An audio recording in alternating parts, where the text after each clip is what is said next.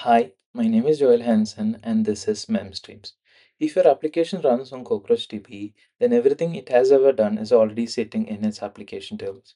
Orders, tickets, stock levels, but a row is not a memory. An agent can already read those tables. CockroachDB has an MCP server.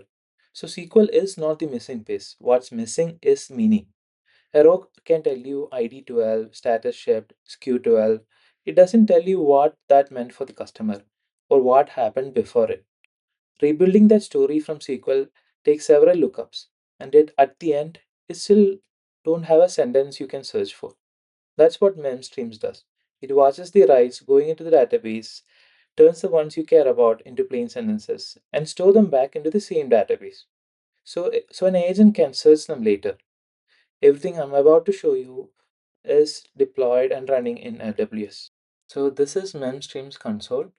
It watches a small demo store called Acme Supply, an online shop that sells lamps. Acme writes to CockroachDB like any other application. It has orders, stock levels, support tickets, and short notes that the support staff leave each other. Every card in this field is a memory Memstreams wrote from those writes. Take this one from last month.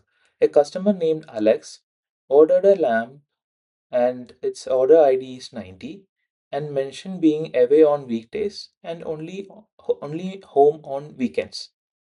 That's why the delivery moved to a Saturday and it still arrived late, so the customer issued a credit and closed the case. So read this back. It's a sentence and not a database row. So that's the whole idea about memstream. Getting to this point took me only 3 steps. Point memstreams to the application database, pick the tables worth remembering, which here are orders, stock, tickets, case notes. Then enable it. You can even review and edit existing memstro profiles by clicking on review and edit. As you see here, you can specify what the structure of this particular memory needs to be stored. So here I have a memory that needs to be stored called orders placed. So you can specify what is the chunk wording for this based on the fields that are there for that particular table, and then click on save and continue. From here, memstreams follows changes on those tables and the memory it builds inside the customer's own database. Now some live traffic. Acme Supply is a normal e-commerce app. So it has two sides. This is the storefront that the customers see, and there is a staff side where the support ships orders and answer tickets. I'll use both. They write to the same database. So this is the shop where Alex usually orders lamps, and he has done a recent order of 100, which is a failed lamp. I could order for one more lamp, a studio lamp. As you click here, it would place an order. This would automatically update the mem streams to have the new placed order here in its memory. So the agents could act immediately based on the recent actions that the customer has taken. So as I said, there's a staff side where the admin can view what the employees can do for that particular order. So as you see here, Alex has already placed for an order 100. So as you click on ship, it would ship the order, an order of 100 where the admin staff has already approved.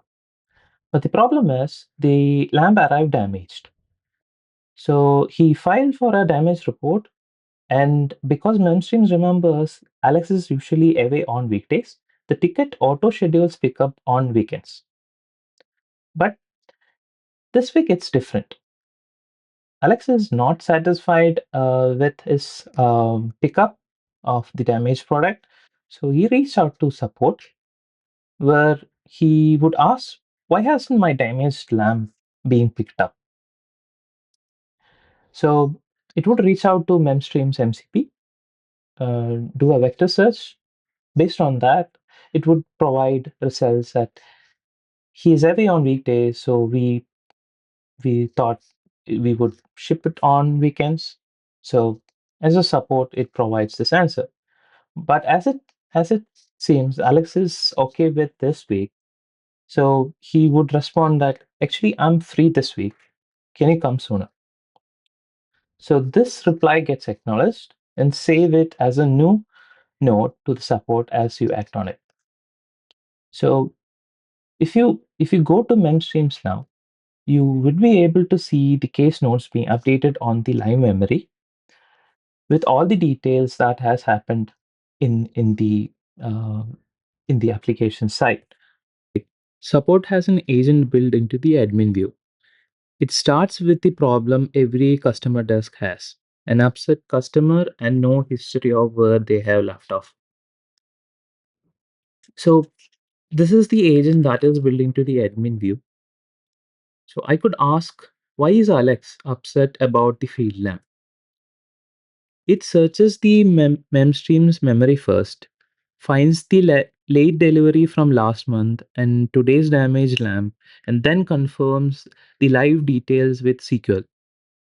That answer ties into the incident a month apart. You would not get that from a single row lookup. You can also ask, where did we leave off on Alex feed lamp case? This is the question support teams ask all the time. The agent reads the hands of notes, pick up where the last person has stopped. I would like to show you side by side how the whole thing works so that it's easier to understand. So Alex is buying one more lamp, a studio lamp. So its ID is Q21 and there is 12 left in the inventory. So I'm clicking on buy right now.